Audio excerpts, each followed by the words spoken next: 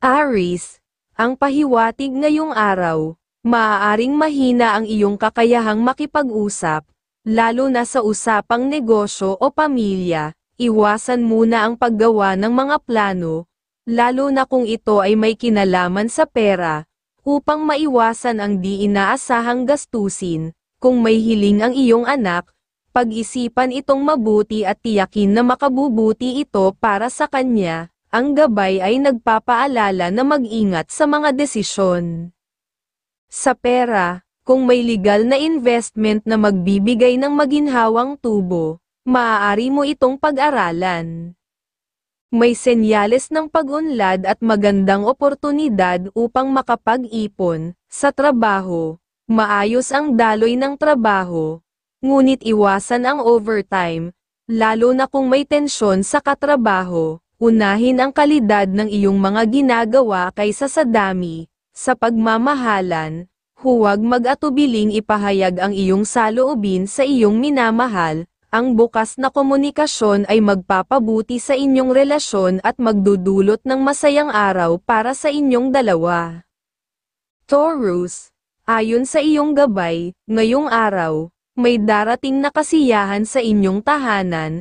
Marahil dahil sa tagumpay ng isang miyembro ng pamilya, ang positibong enerhiya ay mararamdaman din sa mga bagong taong makikilala mo. Makinig sa kanilang mga ideya dahil maaaring ito'y magdala ng kaalaman at oportunidad sa negosyo.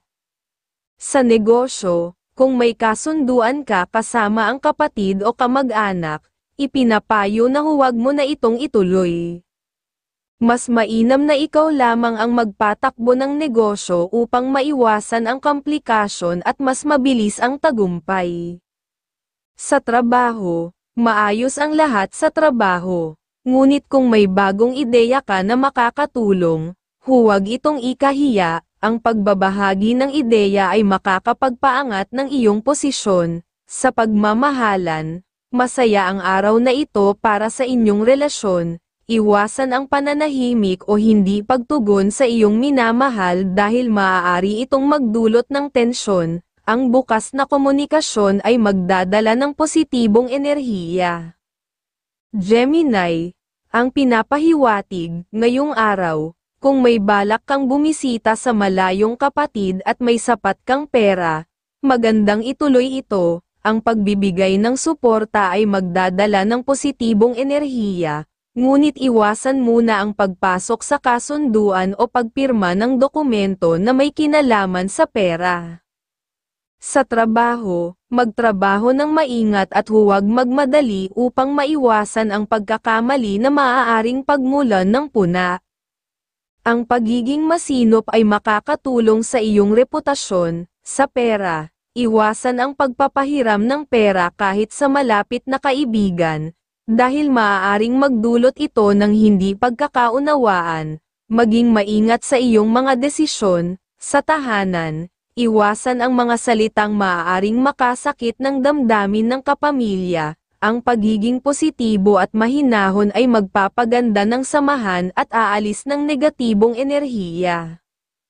Cancer, ang pahiwatig ngayong araw. Malakas ang iyong enerhiya kaya mahusay mong maisa sa katuparan ang mga plano, magkakaroon ka ng diskarte at tiwala sa sarili upang may sagawa ng maayos ang bawat hakbang. Gayunpaman, mag-ingat sa mga taong lumalapit dahil hindi lahat ay may mabuting intensyon. Iwasan ang pakikipagtalo at piliin ang umiwas sa mga sitwasyong maaaring magdulot ng problema.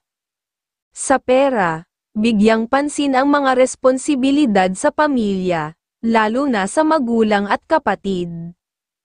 Magandang oportunidad ang tulungan sila, iwasan ang pagpapautang sa mga kamag-anak upang maiwasan ang komplikasyon sa hinaharap. Sa trabaho, masaya kang makikipagtulungan sa mga kasamahan, at ang iyong kasipagan ay maaaring mapansin ng isang superior na babae. Posible rin itong magdulot ng mas mataas na pagkilala o posisyon. Sa pagmamahalan, ang pagiging malambing at masayahin ay magpapabuti sa inyong relasyon at magdadala ng swerte at kasiyahan sa inyong buhay pag-ibig. Leo, Ang pinapahiwatig, ngayong araw, ipinapayo ng mga bituin na maging matatag sa iyong mga prinsipyo, kung may kailangang itama. Huwag mag-atubiling gawin ito kahit may hindi sumang-ayon, mag-ingat sa mga gustong manglamang at siguraduhing maingat sa mga pakikipag-usap. Ang plano ng pamilya na magsimula ng negosyo ay mainam ipagpatuloy at pag-usapan upang maging mas maayos. Sa trabaho, iwasan ang mga kasamahang mapagkunwari at maaaring magdulot ng problema. Umiwas sa mga alitan upang mapanatili ang kapayapaan sa trabaho. Sa tahanan, mahalaga ang mahinahon na pakikipag-usap upang maiwasan ang madalas na pagtatalo. Ang pagpapakumbaba ay magdudulot ng masayang samahan sa pamilya. Sa pera, maging maingat sa pagpapautang o pamumuhunan. Ang pagiging masinop sa mga desisyon ay magdadala ng mas matatag na pananalapi sa hinaharap. Virgo, ang pahiwatig ng iyong gabay, kung may nakatakda kang lakarin sa malayong lugar, ituloy ito dahil maaaring magdala ito ng magagandang oportunidad. Kung may kahilingan ang anak o minamahal, sikaping tuparin ito dahil magdadala ito ng bagong sigla at pag-asa sa inyong buhay. Sa pamilya, kapag may dumalaw na kamag-anak, asahan ang kasiyahan at swerteng dala nila sa inyong tahanan.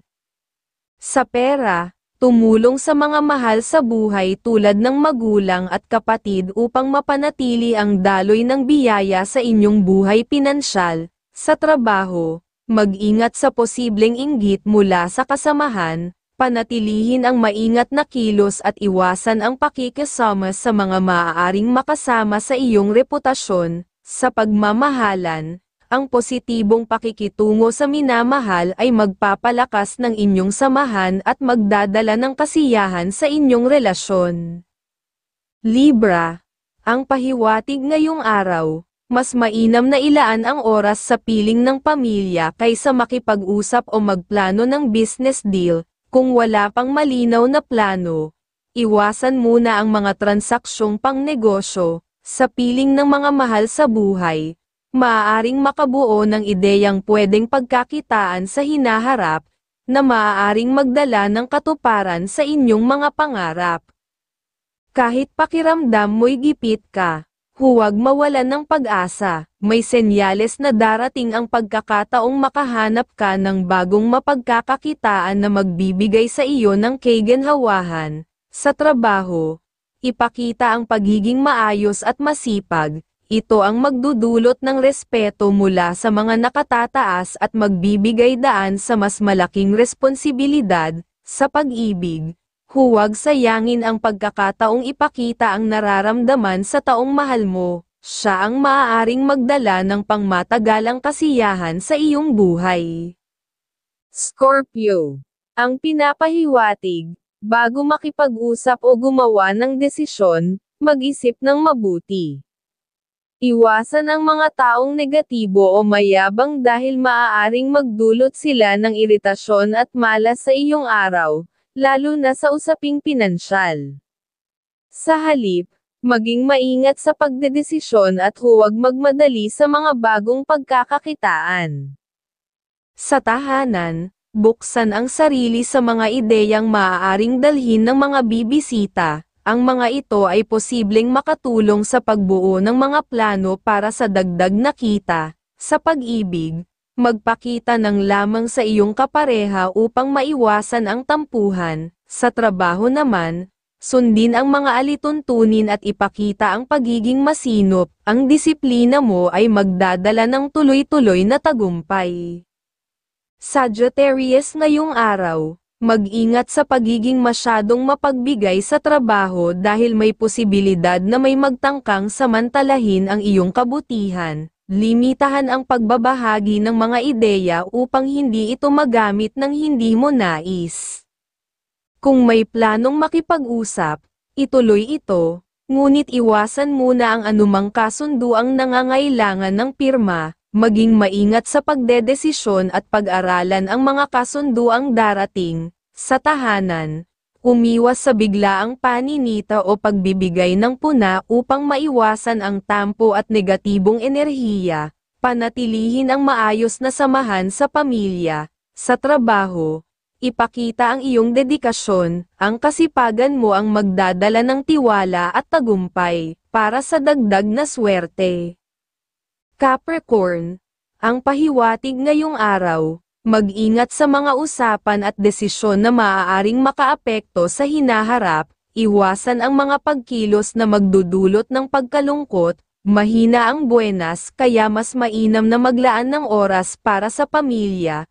Maganda ring pag-usapan ang mga ideya para sa negosyo o proyekto na maaaring makatulong sa inyong kinabukasan. Iwasan ang pagpapautang o paglabas ng pera sa mga kaibigan. Kung may extra kang pondo, unahin ang pamilya na tunay na nangangailangan. Sa trabaho, umiwas sa tensyon at manatiling tahimik upang maiwasan ang alitan. Ituon ang atensyon sa gawain upang maging mas produktibo. Sa pag-ibig, iwasan ang selos at magbigay ng lamang upang mapanatili ang saya sa relasyon. Aquarius, ang pahiwatig ngayong araw. May posibilidad na may mag-alok sa iyo ng kasunduan, huwag magmadali sa desisyon, pag-aralan ang bawat detalye, mag-ingat sa mga taong hindi mapagkakatiwalaan at maaaring magdulot ng negatibong impluwensya. Sa trabaho, iwasan ang labis na pakikisama sa mga may ibang motibo, maging maingat sa pakikisalamuha upang mapanatili ang iyong pag-unlad. Sa pera, unahin ang kapakanan ng pamilya, lalo na ang magulang, ang kanilang kalusugan at pangangailangan ang dapat mong bigyang pansin. Pagdating sa kalusugan, panatilihin ang kalinisan sa paligid upang maiwasan ang anumang sakit. Sa pag-ibig, magiging maaliwalas ang araw at magdadala ng saya sa inyong relasyon. Pisces, ayon sa iyong gabay, kung may tinatapos kang proyekto, maging mas masusi sa bawat detalye, iwasan ang sobrang pagtitiwala upang maiwasan ang aberya. Sa usapang pamilya, maging pasensyoso at siguraduhing masaya ang pagtatapos ng usapan.